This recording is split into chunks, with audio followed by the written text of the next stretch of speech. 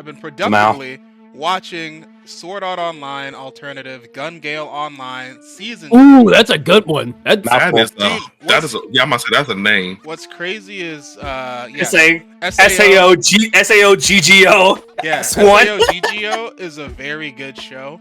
If you've never heard of SAOGGO, basically this takes place in the Gale Online game, which is from season 3 of Sword Art Online. I think.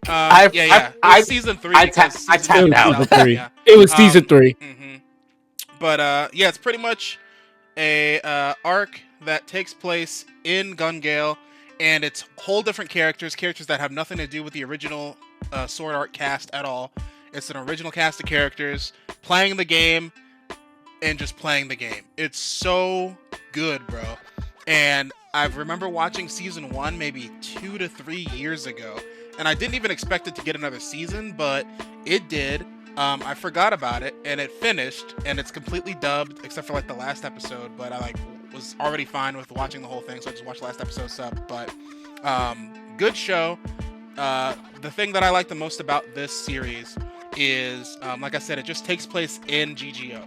So one thing that GGO does is basically, GGO, first off, Gale Online is an MMO that is basically, imagine if Warzone was just an online multiplayer game. Not just a full-on map, but it was just an MMO. I think there's games like that out there where it's just a Call of Duty-like MMO, but this one, it's literally just an MMO, but they have this thing called Squad Jam about once a year, and it's basically a battle royale tournament where the best players in the game sign up, and then it is a, I think 60-player, 100-player lobby or whatever, multiple individual teams set up, and then they all go into this specifically tailor-made for this tournament map, and then it's last team standing wins, and the stakes are hype every single time. Usually, in the first season, I think they went through 2 squad jams, and then in this season, they went through 1 plus an extra mode.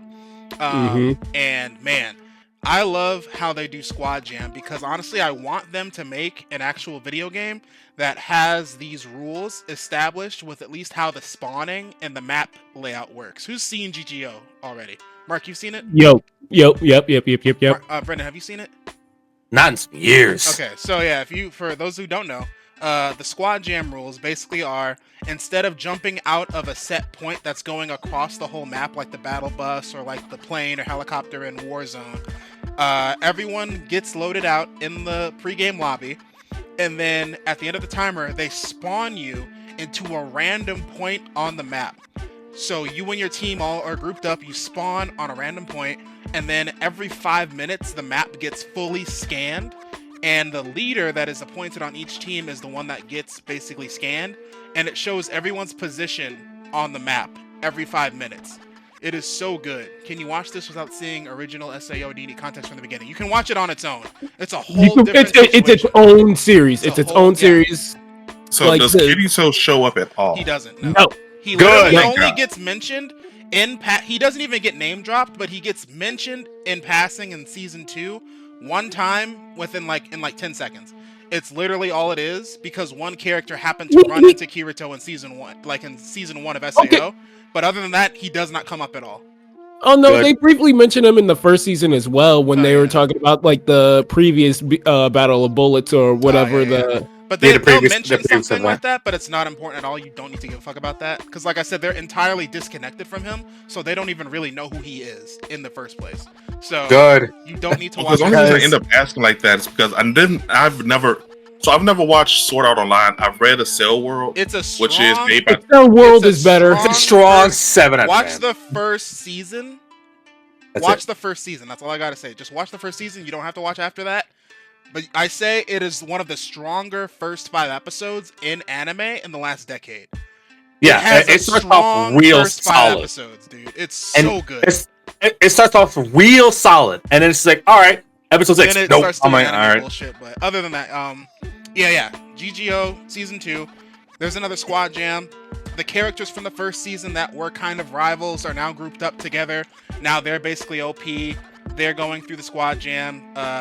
Pretty much in this map, different from the last one, the map is actually closing in and flooding. So it's kind of like similar to how like Fortnite and everything works, where there's something that's basically going to kill players if they don't move in close. But it's visually like the map is actually flooding, and everyone's pretty much strategizing around having to keep moving up and doing all this crazy shit. It's so good the way that they got to strategize throughout this whole tournament.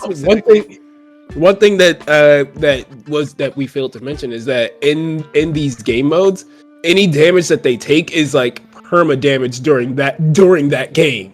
So like, say if you get an arm blown off, well, bitch, you better complete the rest of that squad. Swims and shit in this game, which is pretty interesting. Or if you get shot in the head, it's an insta kill. Like literally, you will just die.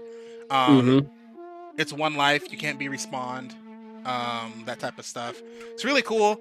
And since it takes place in a virtual reality similar to SAO, only if you die in the game, you don't die in real life because they fixed that. It's really crazy because it's like people are getting killed in the wildest ways, and you're like, damn, that's crazy, bro. Like, if they actually get to this point in the real life where we have this tech, that'd be so fucking cool. But it'd be terrifying because you're like getting sniped and your head gets blown off, traumatized. and you're like, damn, bro, dude, what's crazy? I don't give a fuck. I'm gonna tell you. So season 2, right? Yes. I'm not gonna spoil the whole thing, but I'm gonna tell you just this one thing. In the second half of the season, what the fuck are you doing? Let's go. No, shut up. Keep going. Sniper monkey. So basically, Spendable. second half of the second season, it's a shorter part. It's not as important as the main point of the season. Basically, it is the devs of the game put out an email, and they're like, hey, we're trying to test this mode where it is player teams versus NPCs, trying to basically capture the point on this map that we created. And it's really smart NPC technology. We just want you guys to try it out. And as far as the players know, these are NPCs. So the whole match is going. Players are dying. These NPCs are strong and smart as fuck. And then at the end of the match, it turns out that the NPCs were actually actual soldiers from real life, and they got put into this this program basically as a therapy thing, because these soldiers have this thing where they aren't afraid of death. Like, they've been so OP in real life, like they've gone into like Suicide Squad scenarios and they've survived every time. They aren't afraid of dying in real life, and it's so bad that they don't want to quit being in the army or the military. So they're like, we need to get you, like, you need to retire, bro. You're old. And they're like, no, I'm that nigga. And it's like, okay, no. So you're gonna play this game. It's like that Key and Peele bit. It's like that Key and Peele bit talking about, oh, I can catch the bullet with my teeth. Basically, yeah. So it's like they put them in the game because GGO is the closest you can get to getting instilled the fear of death without actually dying. Because everything, like, you will get put in situations where it feels like you're gonna die, but then you'll just fucking wake up because you're in the game, right? So after this whole match is over, the main character does the most clutch fucking thing, kills this one NPC, and then he's like, please don't kill me. And he's like, answer one question for me. Why do you do this? And then, like, the main character, thinking it's all a game and a really smart NPC, she's like, because it's fun. Stabs the nigga in the eyeball, and he fucking dies. And then he wakes up in a hospital bed, and they're like, do you want to go back into service? He's like, no. No. Then they play the kill feed. They play the kill feed on a TV next to him in his bed, and he sees himself die, and he's fucking terrified. He's like, that bitch is crazy. And then you cut back to the main character with her friends at fucking Starbucks having boba tea. Oh, right. And it's so fucking funny, dude. But it was so good. What's wild is her best fucking friend that has the grenade launchers, because she's always just ready to blow shit up. And like, she's the cutest fucking girl in real life, but she's a fucking maniac in the video game, dude. It's so fun. It's so fun. It's a really good storyline. It's very good. It's very hype. It's convincing that this is a video game. These people are just fucking wild in this game, dude. Watch SAO GGO Alternative. It is on Crunchyroll, seasons 1 and 2. It's fully dubbed. I recommend the dub. It's a good dub. I think it's also on Netflix, fully dubbed as well. Watch the dub. Or if you don't want to, watch the sub. Either way, it's great content. If you don't fuck with SAO, I get it. GGO is the way to go. It's so good. It's so good. Mark, we need our simulation where we can go in and I personally give it. Fight for the glory of the Emperor. I think I personally gave it. I think it was a 4. No, I think I gave it a 5. Yeah, I think I gave it a 5 out of 5 for me. That's a strong one for me. I really like it. It's just like the thing is, I personally never watched SAO, but I've heard enough like people talk about it. Like even like putting the haters aside, one thing I've heard about SAO is Kirito. So I'm not a big fan of like the very like unless it's like in a comedic sense, like Masho, where like the character is obviously OP, but he's OP in a comedic sense. Or like he's OP because like he breaks the conventional rules of the world, and like it's funny because you're not supposed to take it seriously. I know what you're getting at, Alante. Where SAO, given the fact that it's life or death for the first like 2.5 seasons, it takes itself really seriously, and it's just like it was. That's cool why I agree. That's why I agree with David. It's like the first 5 episodes were pretty solid.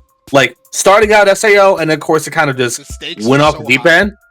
Yeah, now it's just like I'll definitely give GGO a watch just because I like the concept because I'm more of a first person shooter kind of guy anyway. So I like the idea